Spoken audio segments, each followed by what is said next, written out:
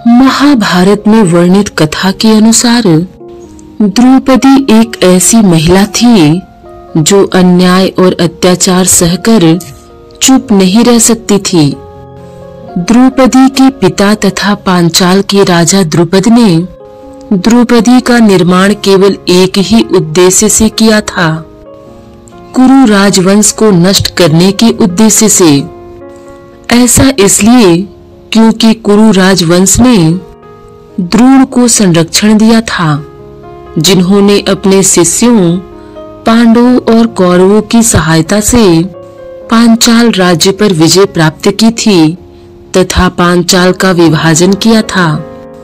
अतः पांचाल के राजा द्रुपद के यज्ञ कुंड से द्रौपदी एक वयस्क के रूप में ही उत्पन्न हुई, जिसे न तो बचपन मिला न पालन पोषण।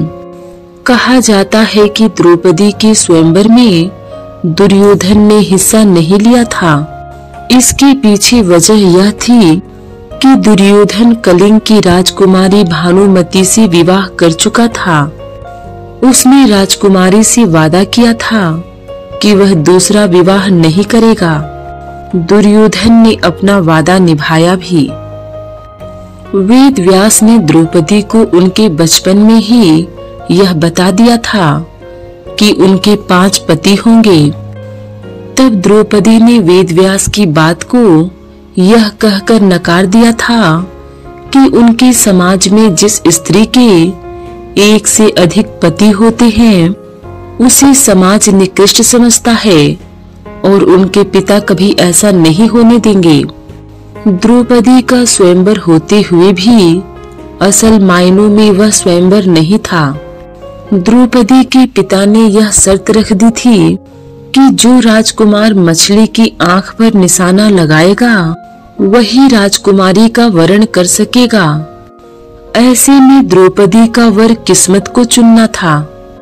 द्रौपदी का अर्जुन के साथ विवाह तो हो गया, लेकिन उनकी किस्मत में अभी कुछ और ही संयोग लिखा था। अर्जुन जब द्रौपदी को विवाह कर घर लेकर गए तो अपनी माँ कुंती से कहा कि देखो माँ, मैं क्या लाया हूँ। तब कुंती ने बिना देखे ही अर्जुन को लाई हुई वस्तु को 5 भाइयों में बांटने के लिए कह दिया। बाद में जब उन्हें एहसास हुआ कि अर्जुन कोई वस्तु नहीं बल्कि द्रौपदी को ब्याह करके लाए हैं, तो उन्हें अपनी भूल का अंदाजा हुआ। लेकिन अब माँ के वचन को निभाने के लिए द्रौपदी 5 भाइयों की पत्नी बन गई। पुराणों के अनुसार 5 पतियों के बावजूद भी द्रौपदी का कौमार्य आजीवन बना रहा, क्योंकि उन्हें महर्षि वेद व्यास का आशीर्वाद मिला हुआ था। महर्षि वेद व्यास ने ही द्रौपदी का विवाह कराया था। उन्होंने द्रौपदी को वरदान दिया कि जब वह एक भाई से दूसरे भाई के पास जाएगी तो उसका कौमार्य फिर से वापस आ जाएगा। द्रौपदी हर साल दूसरे पति के पास चली जाती थी। इस दौरान किसी दूसरे भाई को द्रौपदी को देखना तक मना था। हर पति के पास जाने से पहले द्रौपदी अग्नि से होकर गुजरती थी, जिससे उसका कौमार्य वापस आ जाता था। द्रौपदी ने 5 पांडवों की पत्नी बनने से पहले एक शर्त रखी थी। द्रौपदी की शर्त थी कि वह किसी और स्त्री के साथ अपनी गृहस्थी साझा नहीं करेगी।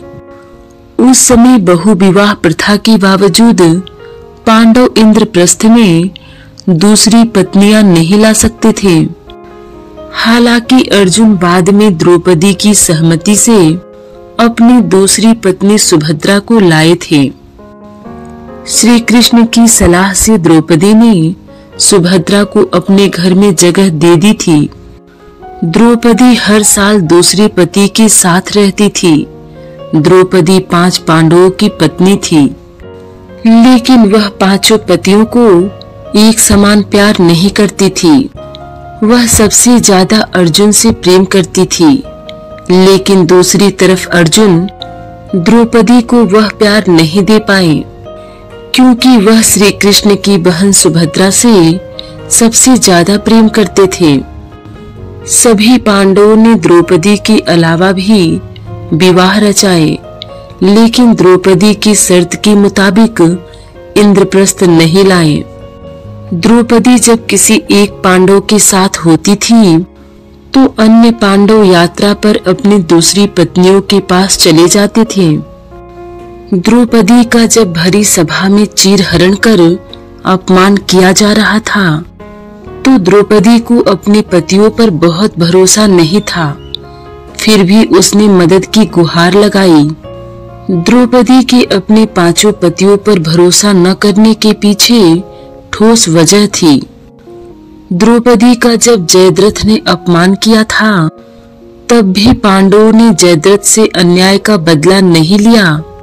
निर्वासन के आखिरी वर्ष में द्रौपदी का अपमान करने वाले कीचक को भी पांडव नहीं मारना चाहते थे, क्योंकि उन्हें अपना भेद खुल जाने का डर था। द्रौपदी को श्री कृष्ण की सखी के रूप में भी जाना जाता है। वहीं बहुत कम लोग जानते हैं कि द्रौपदी धर्म कर्म के सार को जानने वाली योद्धा के रूप में जानी जाती है। महाभारत में वर्णित है कि द्रौपदी ने श्री कृष्ण की पत्नी सत्यभामा को स्त्रियों के बारे में ऐसी बातें बताई थी जिनसे स्त्रियां स्वयं और अपने साथ जुड़े लोगों को खुश रख सकती है। साथ ही विवाहित स्त्रियों के लिए कुछ कामों को वर्जित भी बताया है। द्रौपदी ने सत्यभामा को बताया कि पति को वश में करने की कोशिश नहीं करनी चाहिए।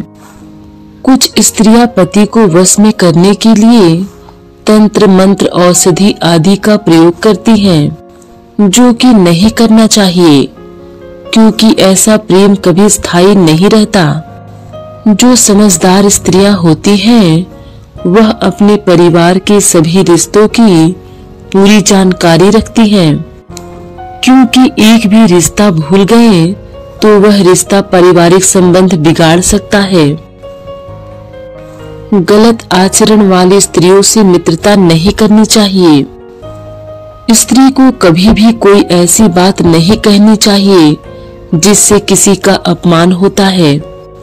किसी भी काम के लिए आलस नहीं करना चाहिए। जो भी काम हो उसे बिना समय व्यर्थ किए पूरा कर लेना चाहिए। ऐसा करने पर पति और पत्नी के बीच प्रेम बना रहता है। द्रौपदी ने सत्यभामा से कहा कि स्त्री को बार बार दरवाजे पर या खिड़की पर खड़े नहीं रहना चाहिए। ऐसा करने वाली स्त्रियों की छवि समाज में खराब होती है। स्त्री को अपने क्रोध पर नियंत्रण रखना चाहिए। क्रोध के कारण बड़ी बड़ी परेशानियां उत्पन्न हो जाती है। साथ ही पराये लोगों से व्यर्थ बात नहीं करनी चाहिए।